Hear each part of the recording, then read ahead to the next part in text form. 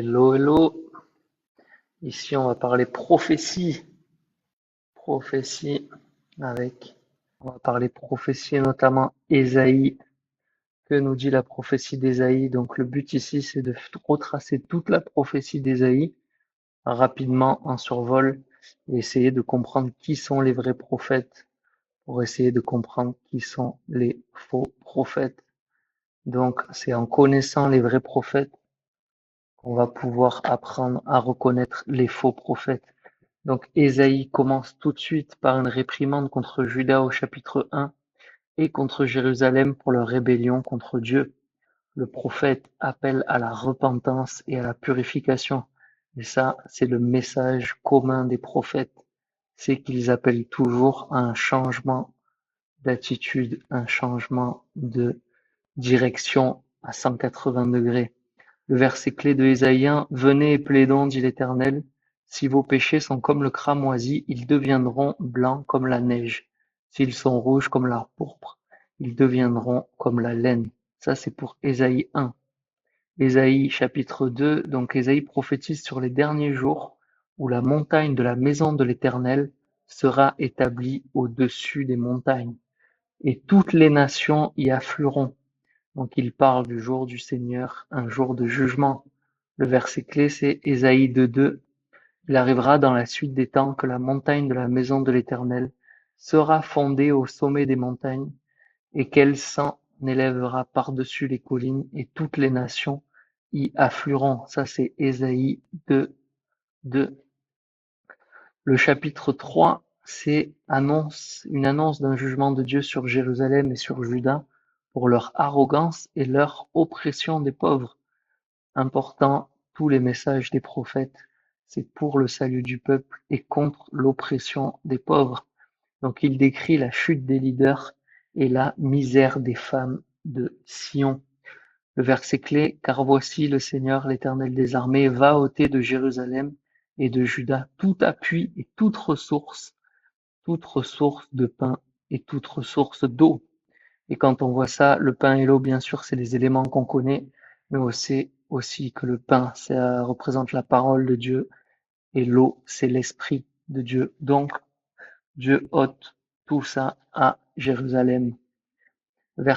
Chapitre 4, pardon. Ésaïe parle de la restauration future de Jérusalem et de la purification de ses habitants. Il évoque un germe de l'Éternel qui sera glorieux. Et donc là, c'est la première apparition du germe de l'Éternel. Ça veut dire, en ce temps-là, le germe de l'Éternel aura de l'éclat et de la gloire, et le fruit du pays aura de la magnificence et de la beauté pour les réchappés d'Israël. Ésaïe 4, 2. Le chapitre 5 contient un chant de la vigne. C'est une allégorie sur Israël et une série de malédictions contre ceux qui pratiquent l'injustice et l'immoralité. Je chanterai à mon bien-aimé le cantique de mon bien-aimé sur sa vigne. Mon bien-aimé avait une vigne sur un coteau fertile. C'est Dieu qui parle dans ce chant et c'est une allégorie pour dire qu'il y avait tout pour faire de belles choses et de bonnes choses à Jérusalem avec son peuple, mais que malheureusement les responsables du peuple ont brouté la vigne. Ça veut dire qu'ils ont détruit le champ que Dieu leur avait donné. Ésaïe 6, Ésaïe décrit sa vision de Dieu dans le temple et son appel prophétique. Il reçoit une mission difficile, prêcher à un peuple qui ne comprendra pas. Le verset clé, j'entendis la voix du Seigneur disant, qui enverrai-je et qui marchera pour nous? Je répondis, me voici, envoie-moi. Donc dans ce chapitre, il y a la vision glorieuse de Dieu dans son temple avec les anges. Je vous encourage à le lire. Dans Ésaïe 7, il y a la guerre syro-éphraïmite et la prophétie d'Ésaïe à Achaz, qui est le roi de Juda. Donc si vous connaissez pas, il y a le royaume d'Israël au nord avec les 10 tribus, où Samarie est la capitale. Et ensuite, il y a le royaume de Juda, où Jérusalem est la capitale. Et donc, les deux royaumes sont deux royaumes différents, le royaume d'Israël et le royaume de Juda. Et donc, c'est pourquoi le Seigneur lui-même vous donnera un signe. Voici la Vierge deviendra enceinte, elle enfantera un fils et elle lui donnera le nom d'Emmanuel. Ça, c'est Ésaïe 7, 14. Donc nous avons déjà vu qu'au chapitre 4, il y a l'évocation d'un germe de l'Éternel. Au chapitre 7, il y a l'évocation du Seigneur lui-même, Emmanuel, qui signifie Dieu avec nous. Et donc, c'est Ésaïe qui entrevoit le fait que Dieu va envoyer son Fils, son envoyé, pour sauver les peuples de leurs péchés. Ésaïe 8, Ésaïe prophétise la chute de Damas et de Samarie et annonce que l'Assyrie envahira Juda. Il encourage les fidèles à ne pas craindre les conspirations humaines, mais à mettre leur confiance en Dieu. Le verset clé d'Ésaïe 8, sanctifiez l'Éternel des armées, que lui soit votre crainte et votre terreur. Au chapitre 9, ce chapitre annonce la naissance d'un enfant royal qui sera un roi juste et pacifique. Il parle également du jugement de Dieu sur Israël pour son orgueil et son injustice. Le verset clé, car un enfant nous est né, un fils nous est donné, et la domination reposera sur son épaule. On l'appellera admirable, conseiller, Dieu puissant, Père éternel et prince de la paix. Ésaïe 9.5. Donc on a déjà vu que dans Ésaïe chapitre 4, annonce d'un germe de l'Éternel. Chapitre 7, annonce d'un signe, une jeune fille vierge deviendra enceinte et lui donnera le nom d'Emmanuel. Chapitre 9, car un enfant nous est né, on l'appellera admirable, conseiller, Dieu puissant, Père éternel et prince de la paix. Voilà la prédication d'Ésaïe. Chapitre 10, Ésaïe prophétise la destruction de l'Assyrie, qui a été utilisée un temps par Dieu pour punir Israël, mais qui sera elle-même jugée pour son arrogance et sa cruauté. Donc le verset clé, quand le Seigneur aura accompli toute son œuvre sur la montagne de Sion et à Jérusalem, je punirai le roi d'Assyrie pour le fruit de son cœur orgueilleux et pour l'arrogance de ses regards hautains. Dieu utilise souvent des ennemis pour accomplir son propre plan, mais une fois que son plan a été établi et bien fait, ses ennemis sont aussi jugés pour leur arrogance. Le chapitre 11, ce chapitre décrit l'émergence d'un roi idéal de la lignée de Jessé, donc du père de David, qui apportera la paix et la justice. Il parle également de la restauration d'Israël. Donc, puis un rameau sortira du tronc d'Isaïe et un rejeton naîtra de ses racines. Ésaïe 11, 1. Donc là, c'est la quatrième référence d'Ésaïe à la venue d'un sauveur. On a Ésaïe 4, germe de l'Éternel. Ésaïe 7, le Seigneur lui-même enverra Emmanuel, Dieu avec nous. Ésaïe 9, on l'appellera admirable conseiller, Dieu puissant, Père éternel. Et là, Ésaïe 11, un rameau sortira du tronc d'Ésaïe, un rameau sortira du tronc d'Ésaïe et un rejeton naîtra de ses racines en Ésaïe 11.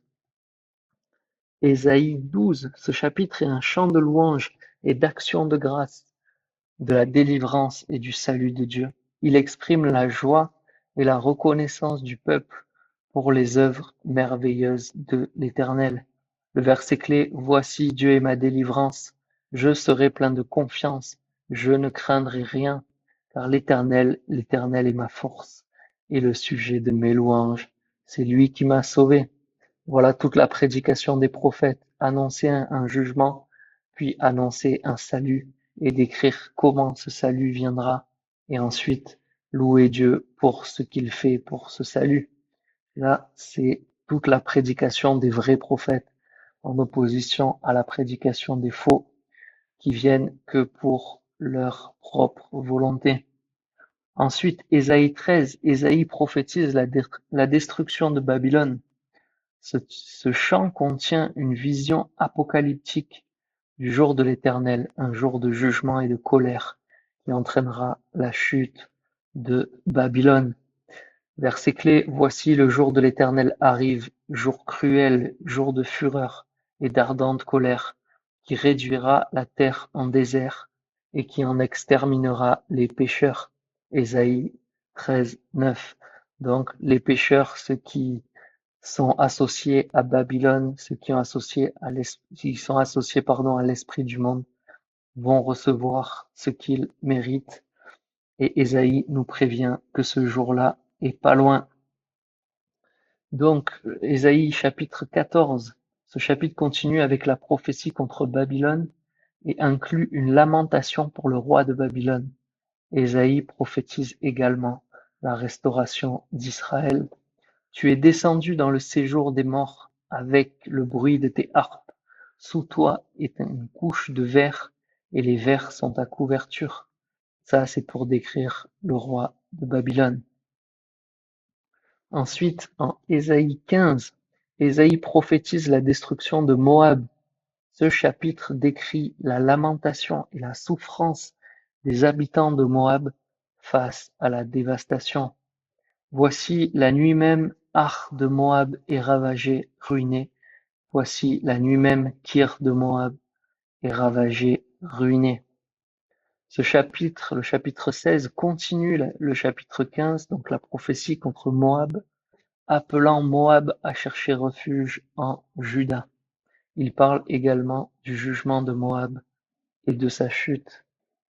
Nous avons entendu l'orgueil de Moab, le très orgueilleux, sa fierté, son orgueil, son arrogance et ses vains discours.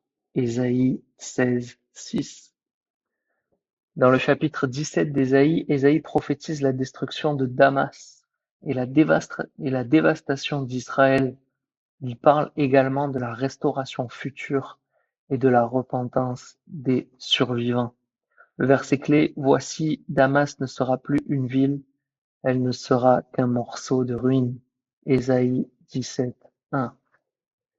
En Ésaïe 18, ce chapitre contient une prophétie contre l'Éthiopie, donc Cush. Ésaïe parle d'un peuple puissant qui sera jugé par Dieu, mais qui finira par rendre hommage à l'Éternel. Le verset clé, en ce temps-là, les offrandes seront apportées à l'Éternel des armées par un peuple au teint bruni et à la haute taille, par un peuple redoutable depuis qu'il existe, nation puissante qui écrase tout, dont le pays est coupé par des fleuves. Ésaïe 18:7. Dans le chapitre 19 d'Ésaïe, Ésaïe prophétise la destruction de l'Égypte. Il décrit les troubles internes, les catastrophes naturelles et la chute des idoles égyptiennes. Cependant, il annonce également une future réconciliation entre l'Égypte, l'Assyrie et Israël qui adoreront ensemble l'Éternel. Verset clé en ce jour-là, il y aura un autel à l'Éternel au milieu du pays d'Égypte et sur la frontière un monument à l'Éternel. Ésaïe 19:19. Ça veut dire quoi? Ça veut dire qu'un nouvel exode est attendu où l'Égypte, l'Assyrie et Israël adoreront ensemble le même Dieu. Et donc ça, c'est ce qui va se produire dans la suite des temps. Et Ésaïe l'a déjà vu depuis très longtemps. En Ésaïe 20, Ésaïe reçoit l'ordre de Dieu de marcher nu et pieds nus pendant 3 ans, comme un signe et un présage contre l'Égypte et l'Éthiopie. Il prophétise que l'Assyrie mènera en captivité l'Égypte et l'Éthiopie. Le verset clé, ainsi parle l'Éternel, de même que mon serviteur Ésaïe a marché nu et pieds nus pendant 3 ans comme signe et présage contre l'Égypte et l'Éthiopie. Ça, c'est Ésaïe 23. En Ésaïe 21, ce chapitre contient des oracles contre Babylone, Édom et l'Arabie. Ésaïe annonce la chute de Babylone et la dévastation des autres nations. Le verset clé, Babylone est tombée, elle est tombée, et toutes les images taillées de ses dieux sont brisées par terre. Ésaïe 21:9. En Ésaïe 22, Ésaïe prophétise contre Jérusalem en décrivant une vision de son siège et de sa destruction. Il réprimande les habitants pour leur manque de repentance et leur confiance dans leurs propres préparatifs plutôt que dans l'Éternel. Verset clé, vous avez fait une brèche entre les deux murailles pour les eaux de l'ancien étang. Mais vous n'avez pas regardé vers celui qui l'a fait, et vous n'avez pas vu celui qui l'a formé de longtemps. Ésaïe 22, 11. Ésaïe 23, Ésaïe prophétise la destruction de Tyr, une ville portuaire prospère. Il annonce que Tyr sera oubliée pendant 70 ans, mais qu'ensuite elle sera restaurée. Le verset clé d'Ésaïe 23.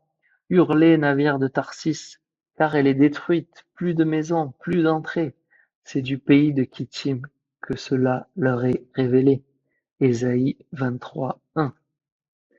Dans le chapitre 24 d'Ésaïe, ce chapitre est une prophétie apocalyptique décrivant le jugement universel de Dieu sur la terre entière.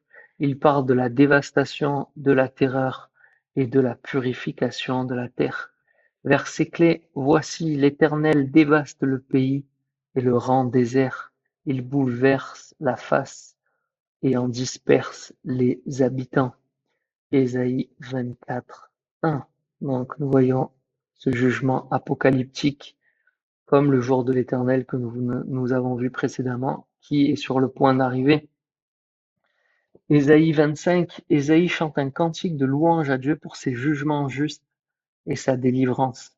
Il parle de la destruction des ennemis de Dieu et de la bénédiction des fidèles.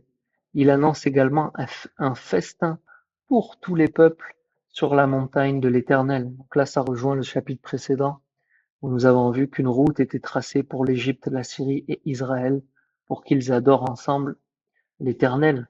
Et là, il y a des bénédictions et un festin pour tous les peuples sur la montagne de l'Éternel, la même montagne que nous avons vue donc au chapitre 2, qui va dominer tous les autres royaumes. Il anéantira la mort pour toujours, le Seigneur l'Éternel essuie les larmes de tous les visages, il fait disparaître de toute la terre l'opprobre de son peuple, car l'Éternel a parlé. Ésaïe 25, 8. Donc c'est super puissant. Le chapitre 26 d'Ésaïe, ce chapitre est un chant de confiance en Dieu et de louange pour sa protection et sa justice. Ésaïe parle de paix et de la sécurité que Dieu accorde à ceux qui mettent leur confiance en lui. Le verset clé, celui qui est ferme dans ses sentiments, tu le gardes en paix parce qu'il se confie en toi. Ésaïe 26, 3. Ésaïe 27, Ésaïe prophétise la restauration d'Israël. Il parle de la destruction du Léviathan, symbole des forces du mal, et de la protection de la vigne de l'Éternel, qui représente Israël. Donc, le verset clé, en ce jour-là, l'Éternel frappera de sa dure, grande et forte épée le Léviathan, serpent fuyard, le Léviathan, serpent tortueux, et il tuera le monstre qui est dans la mer. Donc ça, c'est la finalité de toute chose en Ésaïe 27, verset 1. En Ésaïe 28, Ésaïe réprimande Éphraïm et Jérusalem pour leur ivresse et leur mépris de la parole de Dieu. Il annonce un jugement sévère, mais aussi une promesse de restauration pour ceux qui écoutent et obéissent à Dieu. Le verset clé, voici j'ai mis pour fondement en Sion une pierre éprouvée, une pierre angulaire de prix, solidement posée. Celui qui la prendra pour appui n'aura point hâte de fuir. Et nous faisons le parallèle entre la pierre angulaire, la pierre que les bâtisseurs ont refusée, bien sûr, le Christ, qui est le fondement de toutes les prophéties. Donc, Ésaïe 29, Ésaïe prophétise la chute de Jérusalem et sa future restauration. Il réprimande le peuple pour leur hypocrisie religieuse et annonce un jugement, mais aussi une transformation spirituelle. Verset clé, le Seigneur dit, quand ce peuple s'approche de moi, il m'honore de la bouche et des lèvres, mais son cœur est éloigné de moi, et la crainte qu'il a de moi n'est qu'un précepte de tradition humaine. Ésaïe 29, 13. Donc là, on peut voir ça dans ce chapitre 29. Chapitre 30, Ésaïe réprimande Juda pour avoir cherché de l'aide en Égypte au lieu de se confier en Dieu. Il annonce un jugement sévère, mais aussi une promesse de miséricorde et de bénédiction pour ceux qui se repentent. Le verset clé d'Ésaïe 30, car ainsi a parlé le Seigneur, l'Éternel, le Saint d'Israël. C'est dans la tranquillité et le repos que sera votre salut. C'est dans le calme et la confiance que sera votre force. Mais vous ne l'avez point voulu. Ésaïe 30:15. Donc Dieu prévient sévèrement tous ceux qui cherchent un réconfort en dehors de lui et qui veulent s'appuyer sur d'autres forces que lui. Yes, yes, et les marchands du temple, yes, yes, Seb. Alright, c'est exactement ça. En Ésaïe 31, Ésaïe réprimande Juda pour avoir cherché de l'aide en Égypte au lieu de se confier en Dieu. Il annonce un jugement sévère contre ceux qui mettent leur confiance dans la puissance humaine plutôt que divine. Cependant, il offre aussi une promesse de miséricorde et de bénédiction pour ceux qui se repentent et reviennent à Dieu. Le verset clé: Malheur à ceux qui descendent en Égypte pour avoir du secours, qui s'appuient sur des chevaux et qui se fient à la multitude des chars et à la force des cavaliers, mais qui ne regardent pas vers le Saint d'Israël et qui ne recherchent pas l'Éternel. Ésaïe 31:1. Dans le verset 32, Ésaïe prophétise un règne de justice et de paix sous un roi juste, souvent interprété comme une référence messianique. Il dit Il décrit une transition radicale où la justice et la droiture régneront. Cependant, il avertit également des conséquences de la négligence et de l'insouciance spirituelle, tout en promettant une restauration, une bénédiction pour ceux qui suivent les voies de Dieu. Ésaïe 32, verset 1. Voici, un roi régnera selon la justice, et des princes gouverneront avec droiture. C'est là tout l'espoir qui est amené et donné pour le monde entier, c'est qu'un roi juste va venir régner à Jérusalem. Et ce roi juste n'est nulle autre personne que le roi serviteur qui est annoncé dans Ésaïe 4, Ésaïe 7, Ésaïe 11, Ésaïe 9, l'Éternel, le Dieu admirable, le conseiller, le prince de la paix. Ensuite, en Ésaïe 33, Ésaïe annonce un jugement contre les Assyriens et exhorte le peuple à se tourner vers Dieu pour obtenir la délivrance. Il décrit la terreur des pécheurs face au jugement divin et la sécurité des justes en Dieu. Le chapitre se termine par une vision de la Jérusalem future, pleine de paix, de prospérité, où Dieu règne en majesté.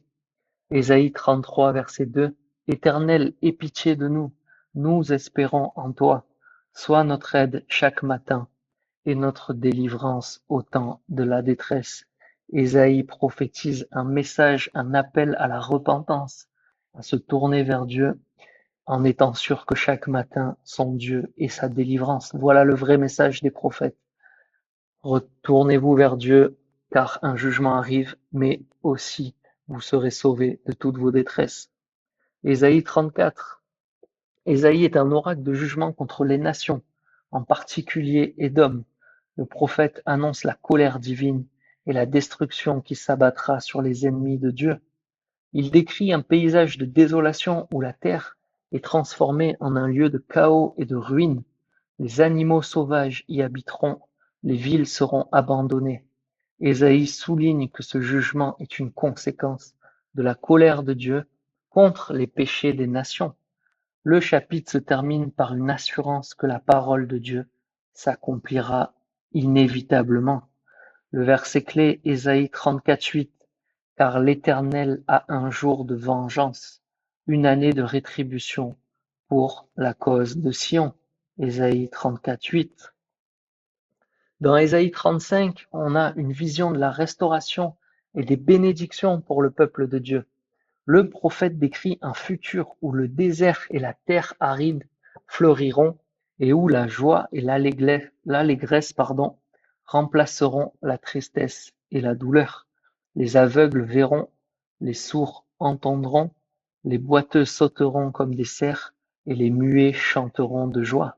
Ceci a été en partie accompli lors de la venue de Jésus avec tant de miracles, mais ce sera pleinement accompli lorsqu'il reviendra régner À Jérusalem, il y aura une route appelée la Voie sainte, où les rachetés marcheront sans crainte. Ce chapitre contraste fortement avec le jugement annoncé dans le chapitre précédent, montrant que la miséricorde et la grâce de Dieu est pour ceux qui lui appartiennent. Le verset clé: alors s'ouvriront les yeux des aveugles, s'ouvriront les oreilles des sourds. Alors le boiteux sautera comme un cerf, et la langue du muet éclatera de joie. Ésaïe 35, versets 5 à 6. En Ésaïe 36, nous avons un épisode historique où Sanchérib, le roi d'Assyrie, envoie son commandant en chef, le Rab Shaké, à Jérusalem pour exiger la reddition du roi Ézéchias. Le Rabshakeh se tient près de l'aqueduc de l'étang supérieur et s'adresse aux représentants d'Ézéchias ainsi qu'au peuple de Jérusalem en hébreu. Il tente de semer la peur et le doute en remettant en question la capacité de Dieu à sauver Jérusalem et en promettant des récompenses pour la soumission à l'Assyrie. Ézéchias ordonne à son peuple de ne pas répondre et les représentants retourneront vers le roi avec des vêtements déchirés, signe de leur désespoir. Le verset clé: mais s'ils vous disent, nous nous confions en l'Éternel notre Dieu, n'est-ce pas lui dont Ézéchias a fait disparaître les hauts lieux et les autels, en disant à Juda et à Jérusalem, vous vous prosternerez devant cet autel? Il en sera de même dans la suite des temps où le roi d'Assyrie en chef, qu'on peut qualifier d'antichrist, essayera d'acheter le peuple de Dieu et de semer la peur et le doute, mais comme Ézéchias, ce peuple tiendra bon. En Ésaïe 37, nous avons la poursuite de ce récit de la menace assyrienne. Ézéchias, en détresse, se rend au temple de l'Éternel et envoie des messagers au prophète Ésaïe pour demander sa prière. Ésaïe transmet la parole de Dieu, promettant que Sanchérib ne prendra pas Jérusalem. Et donc Sanchérib envoie une lettre insultante à Ézéchias, qui la présente devant Dieu dans le temple et prie pour la délivrance. Dieu répond par Ésaïe, assurant Ézéchias de la défaite de Sanchérib. Cette prophétie se réalise lorsque l'ange de l'Éternel frappe 185 000 soldats assyriens, forçant Sanchérib à retourner chez lui, à Ninive, où il est assassiné par ses propres fils. Verset clé: et Ézéchias pria à l'Éternel en disant, Éternel des armées, Dieu d'Israël, qui est assis entre les chérubins, c'est toi qui es le seul Dieu de tous les royaumes de la terre, c'est toi qui as fait les cieux et la terre. Ésaïe 37, 15, 16. Dans le chapitre 38, Ésaïe raconte la maladie mortelle du roi d'Ézéchias. Le prophète Ésaïe lui annonce qu'il doit mettre en ordre sa maison car il va mourir. Ézéchias prie, rappelant sa fidélité à Dieu. En réponse, Dieu envoie Ésaïe annoncer à Ézéchias qu'il vivra encore 15 ans, en signe de cette promesse. L'ombre sur le cadran solaire d'Achaz recule de 10 degrés à cette époque-là pour attester cette prophétie. Ézéchias compose un cantique de louange et de reconnaissance, exprimant sa gratitude pour la guérison et la prolongation de sa vie. Le verset clé: va et dis à Ézéchias, ainsi parle l'Éternel, le Dieu de David ton père, j'ai entendu ta prière, j'ai vu tes larmes. Voici j'ajouterai à tes jours 15 années. Ésaïe 38, 5. Ésaïe 39 relate la visite des envoyés de Babylone au roi Ézéchias après sa guérison. Ézéchias, dans sa fierté, montre tous ses trésors et toutes ses richesses aux envoyés de Babylone. Le prophète Ésaïe le réprimande pour cette imprudence et prophétise tout ce qu'il a montré sera emporté à Babylone et que ses descendants seront captifs et eunuques au service du roi de Babylone. Ézéchias accepte cette prophétie avec résignation, se réjouissant que la paix et la sécurité seront là de son vivant. Le verset clé, c'est Ésaïe 39, 5, 6. Alors Ésaïe dit à Ézéchias, écoute la parole de l'Éternel des armées. Voici les jours viennent où tout ce qui est dans ta maison, et ce que tes pères ont amassé jusqu'à ce jour sera emporté à Babylone. Il n'en restera rien, dit l'Éternel. Dans Ésaïe 40, nous marquons ici le début d'une seconde partie du livre qui se concentre sur la consolation et le rétablissement d'Israël. Le chapitre commence par un appel à consoler le peuple de Dieu et à préparer la voie pour l'Éternel. Il annonce la venue de la gloire de Dieu et que toute chair verra cette gloire. Le chapitre souligne la grandeur et la souveraineté de Dieu, comparant la fragilité humaine à l'herbe qui se fane. Il décrit Dieu comme le Créateur puissant, qui donne force et vigueur à ceux qui espèrent en lui. Le message central est celui du réconfort et de l'espérance en la puissance de Dieu. Verset clé, Ésaïe 40, 31. Mais ceux qui se confient en l'Éternel renouvellent leur force. Ils prennent leur vol comme les aigles. Ils courent et ne se lassent point. Ils marchent et ne se fatiguent point. En Ésaïe 41, Ésaïe continue de rassurer Israël de la protection et de l'aide de Dieu. Dieu appelle les nations à se présenter devant lui et à reconnaître sa souveraineté.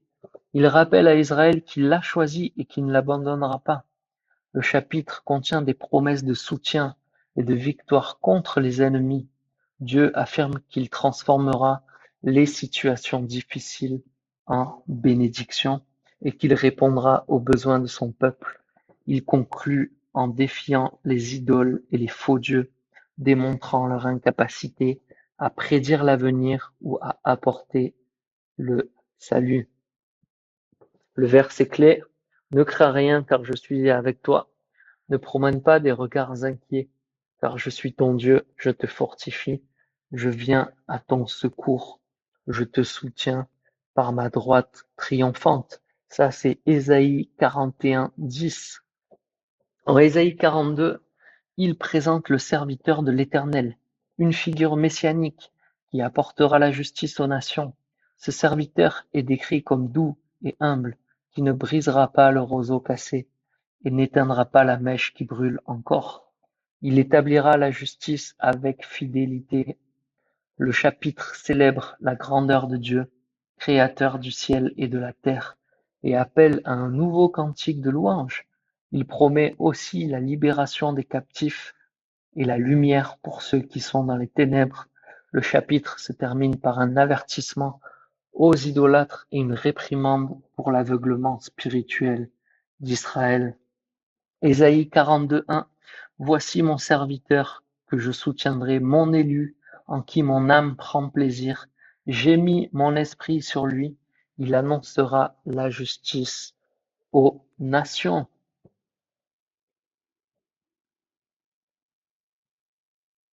Donc ça, c'est Ésaïe 42, verset 1. Ésaïe 43 est un message de réconfort et de rédemption pour Israël. Dieu rappelle à Israël qu'il l'a créé, formé et racheté. Il promet d'être avec eux dans les épreuves et de les protéger. Dieu déclare son amour pour Israël et assure qu'il les rassemblera de toutes nations. Il rappelle les actes puissants de Dieu dans l'histoire d'Israël et promet de faire de nouvelles choses. Le chapitre se termine par un appel à Israël à se souvenir de Dieu et à se tourner vers lui. Ésaïe 43, 1. Ne crains rien car je te rachète. Je t'appelle par ton nom. Tu es à moi. Ésaïe 44 continue de rassurer Israël de la fidélité et de la puissance de Dieu. Il commence par rappeler à Israël qu'il est choisi et aimé par Dieu. Le chapitre contient des promesses de bénédiction et de prospérité, y compris l'effusion de l'Esprit de Dieu sur la descendance d'Israël. Dieu réaffirme son unicité et sa souveraineté et dénonce l'absurdité de l'idolâtrie. Les idoles sont décrites comme des créations humaines sans pouvoir de vie. Le chapitre se termine par une promesse de rédemption et restauration pour Israël avec une déclaration que Dieu effacera les péchés de son peuple.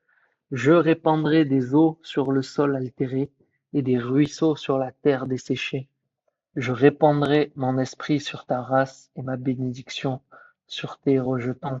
Ésaïe 44, verset 3. Ésaïe 45, le chapitre insiste sur le fait qu'il n'y a qu'un seul Dieu, le Créateur de tout doit se tourner vers lui. Le verset clé du chapitre est Je suis l'Éternel, il n'y en a point d'autre, hors de moi, il n'y a point de Dieu. Ésaïe 45, verset 5. Ce verset souligne l'unicité de Dieu et sa domination sur toutes les nations et sur les événements de l'histoire. Ésaïe 46 contraste la puissance de Dieu avec l'impuissance des idoles babyloniennes.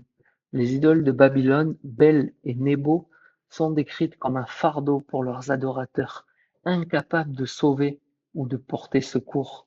En revanche, Dieu rappelle à Israël qu'il les a portés depuis leur naissance et qu'il continuera à les porter jusqu'à leur vieillesse. Dieu souligne sa capacité à prédire l'avenir et à accomplir ses desseins.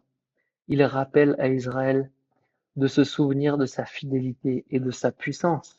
Le verset clé, Écoutez-moi, maison de Jacob, et vous tous restes de la maison d'Israël, vous dont je suis chargé dès votre origine, que j'ai porté dès votre naissance. Ésaïe 46, verset 3, pardon. En Ésaïe 47, il annonce la chute de Babylone. Le chapitre décrit Babylone comme une vierge délicate qui sera réduite à l'esclavage et à la honte. Dieu déclare que Babylone sera punie pour son orgueil, sa cruauté et sa sorcellerie. Le chapitre souligne que malgré ses intentions à la grandeur et à la sécurité, Babylone ne pourra pas échapper au jugement de Dieu. La destruction de Babylone est présentée comme un acte de la justice divine. Le verset clé, Descends et assieds-toi dans la poussière, vierge, fille de Babylone, assieds-toi à terre, sans trône, fille des Chaldéens, car on ne t'appellera plus délicate et voluptueuse. Ésaïe 47, verset 1. Ésaïe 48 est un appel à Israël à écouter et à obéir à Dieu. Dieu rappelle à Israël qu'il a annoncé les événements passés et qu'il accomplit ses promesses. Il reproche à Israël son obstination et son infidélité, mais il affirme son amour et sa fidélité envers eux. Dieu promet de libérer Israël de la captivité babylonienne pour l'honneur de son nom. Le chapitre se termine par un appel à quitter Babylone et à proclamer la rédemption de l'Éternel. Je suis l'Éternel ton Dieu qui t'enseigne pour ton bien, qui te conduit dans la voie que tu dois suivre. Ésaïe 48, 17. En Ésaïe 49, il présente le serviteur de l'Éternel qui est appelé dès le sein maternel pour apporter la lumière aux nations et restaurer Israël. Le serviteur exprime sa confiance en Dieu malgré les difficultés. Dieu promet que le serviteur sera une lumière pour les nations et qu'il ramènera les exilés d'Israël.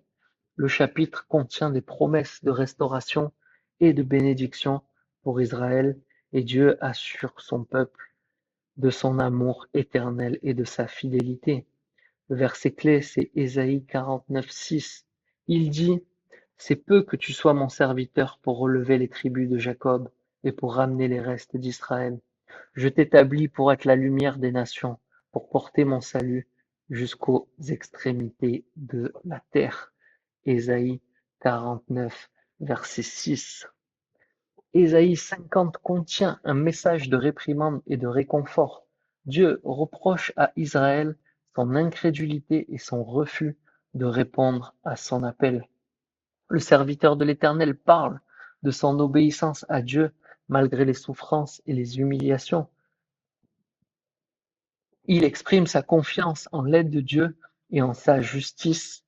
Le chapitre se termine par un appel à ceux qui craignent l'Éternel à écouter la voix de son serviteur et à se confier en Dieu, tandis que ceux qui s'appuient sur leurs propres moyens seront dans la détresse. Le verset clé: Seigneur l'Éternel m'a ouvert l'oreille, je n'ai point résisté, je ne me suis point retiré en arrière. Ésaïe 50, verset 5. Ésaïe 51 exhorte le peuple de Dieu à écouter et à se souvenir de ses promesses. Dieu rappelle à Israël l'exemple d'Abraham et de Sarah et promet de consoler Sion et de la rendre prospère. Il appelle son peuple à ne pas craindre les hommes, mais à se confier en sa justice éternelle. Le chapitre contient des promesses de délivrance et de rédemption pour Israël.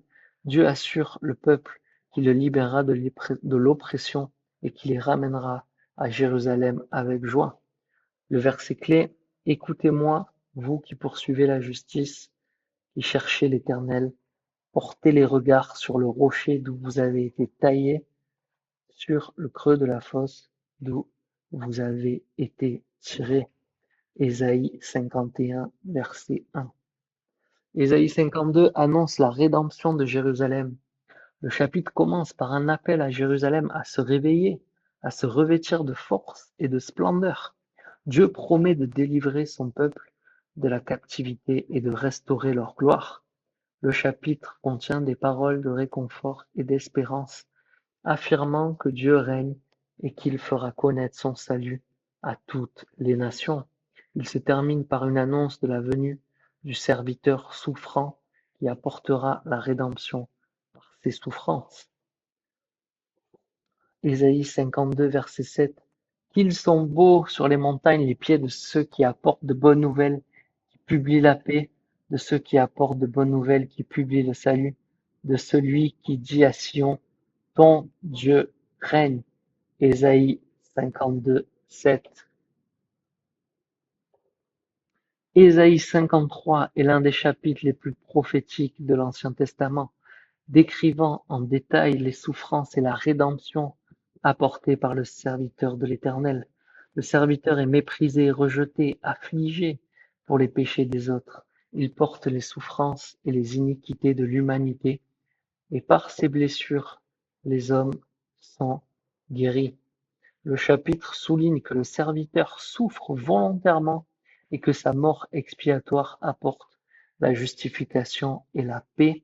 Il se termine par une promesse de résurrection et de gloire pour le serviteur. Ésaïe 53, 5. Mais il était blessé pour nos péchés, brisé pour nos iniquités. Le châtiment qui nous donne la paix est tombé sur lui, et c'est par ses meurtrissures que nous sommes guéris. En Ésaïe 54, il y a un message de réconfort et une promesse pour Israël. Dieu compare Israël à une femme stérile qui sera bénie avec une multitude d'enfants. Il promet de restaurer et de bénir Israël, affirmant que son amour et sa miséricorde sont éternels. Le chapitre contient des promesses de protection et de paix, et Dieu assure Israël qu'aucune arme formée contre eux ne pourra prospérer. Il conclut par une déclaration de l'héritage de ses serviteurs. Car les montagnes s'éloigneront et les collines chancelleront, mais ma bonté ne s'éloignera point de toi, et mon alliance de paix ne chancellera point, dit l'Éternel qui a compassion de toi. Ésaïe 54, verset 10. Ésaïe 55 est une invitation à recevoir gratuitement la grâce et la miséricorde de Dieu. Dieu appelle tous ceux qui ont soif à venir aux eaux et à recevoir la nourriture spirituelle sans argent. Il exhorte les gens à chercher l'Éternel pendant qu'ils se trouvent prêts et à se tourner vers lui pour obtenir la miséricorde.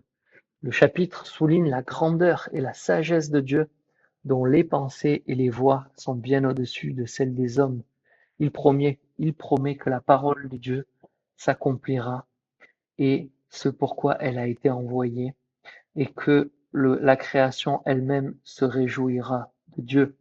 Car mes pensées ne sont pas vos pensées et vos voix ne sont pas mes voix, dit l'Éternel.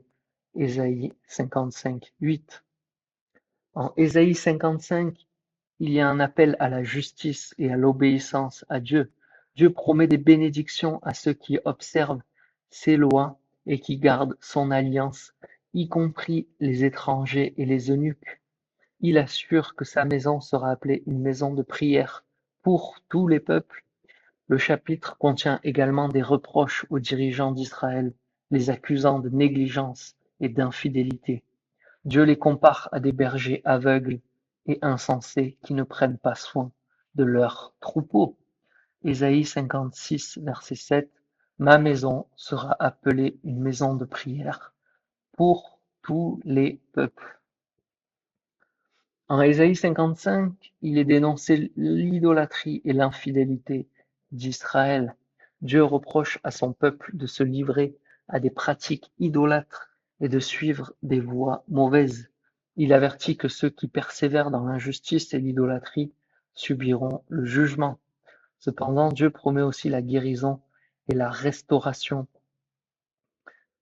pour ceux qui se repentent. Le chapitre se termine par une promesse de paix pour les justes et un avertissement que les méchants n'auront pas de paix.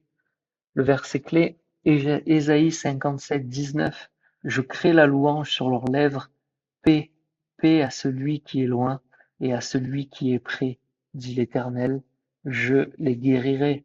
Ésaïe 57, verset 19.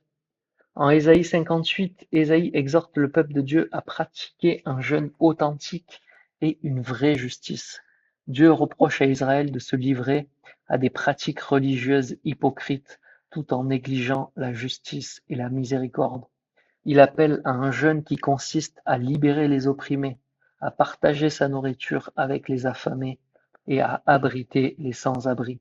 Dieu promet des bénédictions à ceux qui pratiquent la justice et qui observent ses lois avec sincérité. Le chapitre se termine par une promesse de restauration et de prospérité pour ceux qui suivent les voies de Dieu. Le jeûne que je préfère n'est pas ceci. Détache les chaînes de la méchanceté, dénoue les liens de la servitude, renvoie libres les opprimés, et que l'on rompe toute espèce de joug. Ésaïe 58, 6. Ésaïe 59, il dénonce les péchés d'Israël et décrit les conséquences de l'iniquité.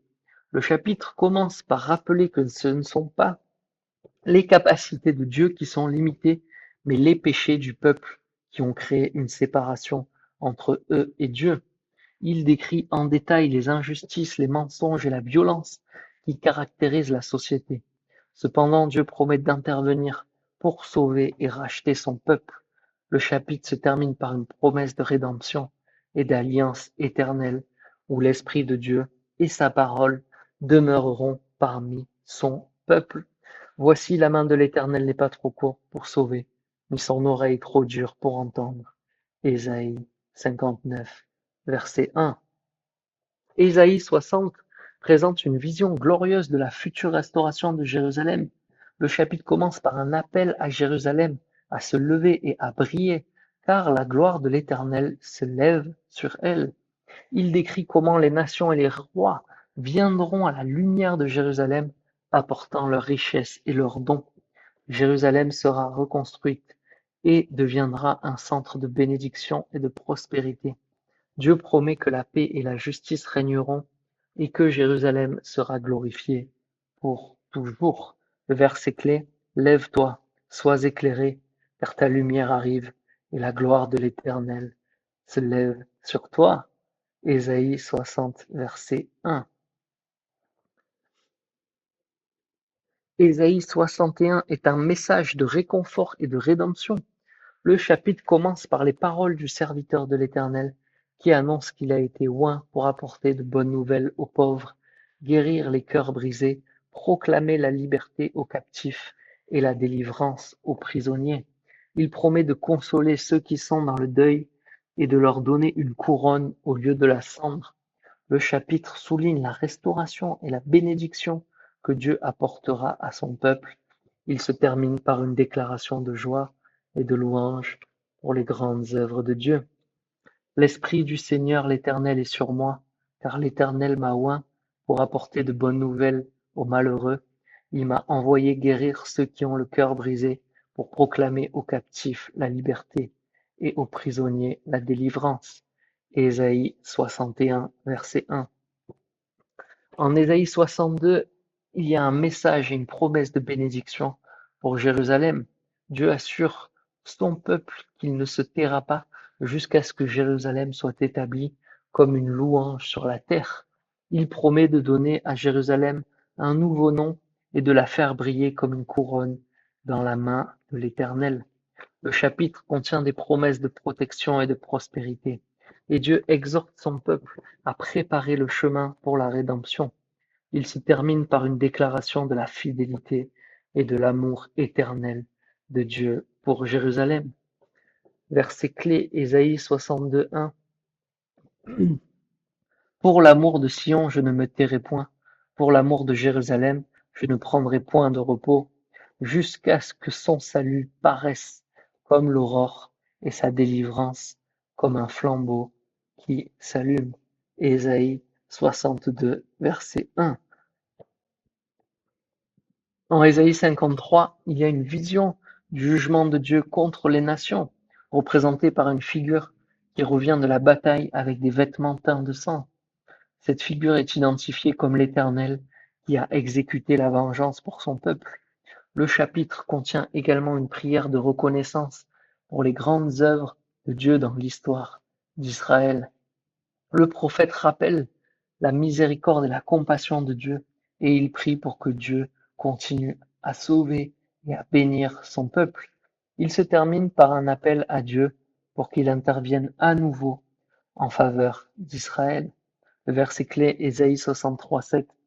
Je rappellerai les grâces de l'Éternel, les louanges de l'Éternel, d'après tout ce que l'Éternel a fait pour nous. Je dirai sa grande bonté envers la maison d'Israël, qu'il a traité selon ses compassions et la richesse de son amour. Ésaïe 64 est une prière passionnée pour la miséricorde et l'intervention de Dieu. Le prophète implore Dieu de déchirer les cieux et la terre pour descendre manifester sa puissance. Il reconnaît les péchés et l'iniquité d'Israël et demande à Dieu de ne pas se souvenir de leurs fautes à jamais. Le chapitre se termine par un appel à Dieu pour qu'il regarde leur affliction et qu'il intervienne pour leur salut. Le verset clé, Ésaïe 64:1.